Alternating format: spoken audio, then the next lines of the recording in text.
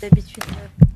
Nous allons à présent évidemment changer de sujet et précisément aborder ce qui se passe dans l'émission RMC After Foot dont fait partie notamment Daniel Riolo, qui est la cible d'un appel au boycott sur les réseaux sociaux.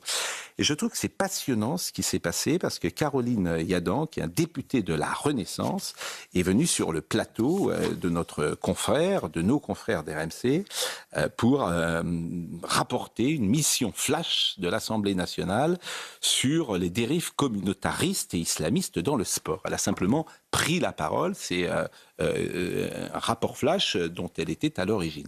Et ça crée au sein de l'Afterfoot, qui effectivement est une radio le soir qui fait un grand débat sur un tel tollé, simplement qu'elle rapporte ça, qu'il y a eu des excuses de la direction et du présentateur.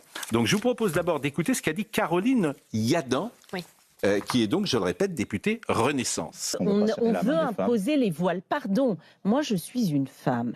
Qu'est-ce que dit le voile, au-delà même de ce qu'il représente d'un point de vue politique par rapport aux frères musulmans, puisque c'est l'étendard des frères musulmans. Et parce que alors pour vous, le voile, c'est de l'islamisme. Non, attends. Ce que vous dites. Je vais dire juste deux choses. Je pense qu'on ne peut pas omettre le fait que l'étendard de l'islamisme aujourd'hui est le voile, et qu'on voit ce qui se passe en Iran et ce qu'on a en Afghanistan, et qu'on est donc face à un dogme qui passe d'abord et avant tout par les femmes et par ce voile-là, d'une part. Et d'autre part, moi en tant que femme, pardon, lorsque je vois ce voile sur la tête des filles, voire des petites filles, puisqu'on a vu dans le rapport, il y a des enfants de 9, 10, 11 ans qui se voient imposer le voile par leur famille. Je dis quoi? Je dis que c'est un signe de patriarcat, et je dis que ce voile-là, il vient dire à la femme, tu es un objet sexuel et tu es responsable du désir que tu inspires chez l'homme.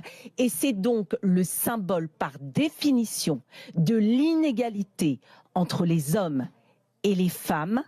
Et ces femmes-là, je ne dis évidemment pas que toutes les femmes qui portent le voile sont des islamistes. Je dis qu'elles se font manipuler par cette idéologie-là. Vous pensez qu'elles sont toutes manipulées? Non, attendez, je pense en tous les cas... Il y a des histoires différentes derrière chaque femme qui porte un voile. Je pense en tous les cas que c'est le symbole de l'inégalité entre les hommes et les femmes, et que le sport doit être le symbole de l'égalité entre les femmes et les hommes. Bon, alors cette sortie, ils ont été obligés d'arrêter